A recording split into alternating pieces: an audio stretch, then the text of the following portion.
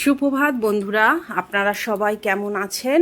আজ রবিবার, সকালবেলা কাজকর্ম সেরে এবার রান্নাঘরে এসেছি চা বানাতে।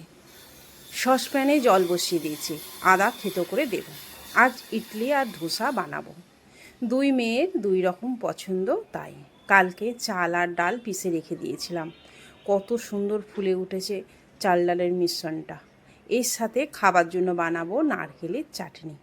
চা হয়ে গেছে, চাটা খেয়ে নেব, তারপর টিফিনটা বানাবো। এই যে ইডলি বসিয়ে দিয়েছি আর এদিকে ধোসাটা বানিয়ে নেব। চাটনিটা বানানো হয়ে গেছে। আমার ছোট মেয়ে খাবে ধোসা, ওর ধোসা খুব পছন্দ। মেয়েকে ডেকে দিয়ে দেব, মেয়ে আমার খুব খুশি। আর বড় মেয়ে খাবে ইডলি, ওকে ডেকে দিয়ে দেব, তারপর আমরা খেয়ে নেব। এই সমস্ত খাবার বানালে খুব দেরি হয়ে যায়, দুপুরে রান্না করতেও খুব দেরি হয়ে গেছে।